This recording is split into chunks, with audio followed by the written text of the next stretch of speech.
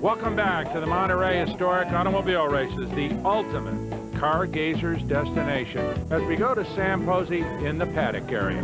Sam? One of the great joys of being in Monterey is wandering around the paddock like this, looking for cars that you've spotted on the entry list and would like to see up close. Ordinarily, I'm inundated by autograph seekers, but the crowd seems to have thinned out a bit momentarily. Here's the car I wanted to find. This is the 1978 Lotus, which won the World Championship and introduced the concept of ground effect to Formula One. It's the first car in which the underside of the car was more interesting than the top. Let's take a look. The concept worked like this. The air was ducted under the car through these specially shaped tunnels, which accelerated the air, creating a negative pressure area under the car, which in turn sucked the car down toward the road. It was designed by Colin Chapman and driven that year by Mario Andretti, with whom Chapman had a special synergy. How exciting to see the car here in the pit, and know we'll soon see it out on the track. And Sam, it's a special thrill for me because during that season when Mario Andretti won the World Driving Championship, I covered some of those races for CBS, and of course watched him become the second American after Phil Hill to win the World Driving Championship. What a major, major success for him.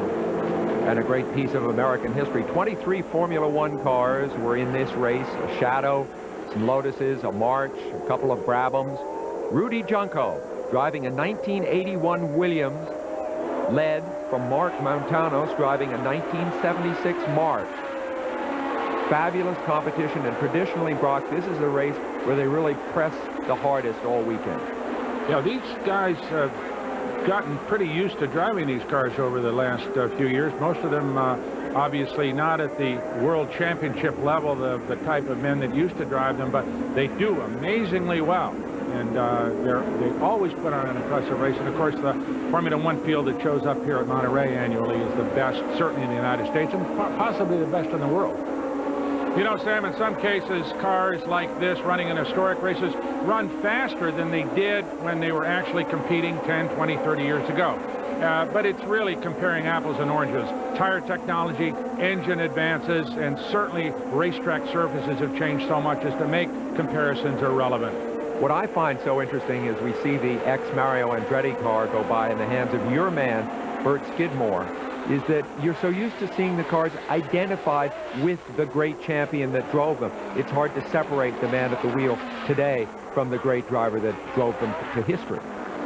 The number one car, Rudy Junco, driving the 1981 Williams FW07C, was in second until the number 7 car, Chris Bender, that's his 1981 March 811, passed him in turn 11. Good race there.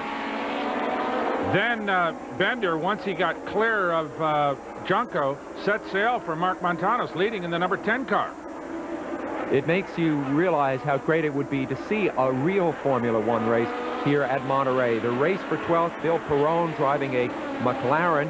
Steve Earle, who originated this event and owns another McLaren, a 1976 M23. We're locked in combat. Earle's car right there in the center of the screen, orange and white, the early Marlboro colors. Steve Earle, probably the busiest man here at Monterey, still took time to talk to Alan. The Monterey Historics are all about people enjoying themselves and sharing the pleasure of the cars, isn't it? Well, it's really about the cars. You know, we're incidental. I mean, people can say we're the keepers of the cars and all that stuff, but in fact, it's the cars that are important. Our pleasure is to be able to drive them, and it's a privilege. It isn't a right. And, you know, nobody's paying us to do it, and the idea is to bring all the cars back safe.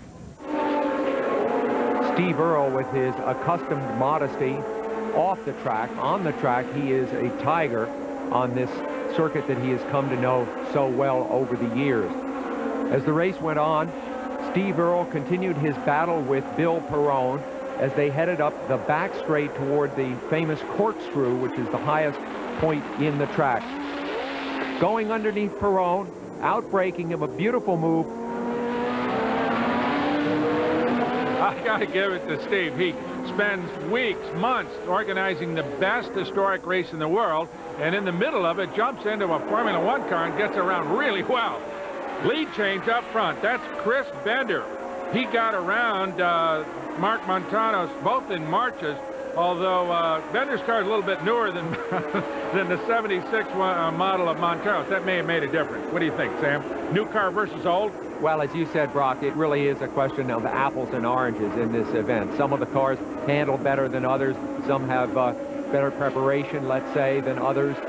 Some are driven cautiously, others are driven hard. So what you really see on the road is not consistent necessarily with the potential of the car as it originally was raced. This Lotus, car number 1, driven in the race by Murray Smith, a 1979 car, the car that Mario Andretti drove after his championship year, had trouble with the car, and in fact, that car today remains tough to drive.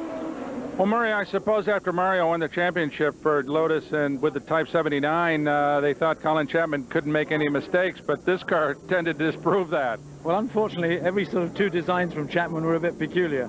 Mario and Ronnie Peterson just blitzed the World Championship in '78 with the ground effect cars, so they decided, let's do more ground effect. They built the car with no fins, sliding skirts all the way around front to rear, and no rear wing.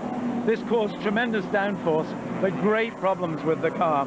And so after Mario finished 3rd in the Spanish Grand Prix in Madrid, which I attended, by the way, they put it away and ran last year's cars again.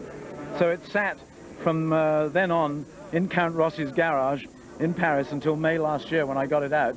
And he'd had it all that time.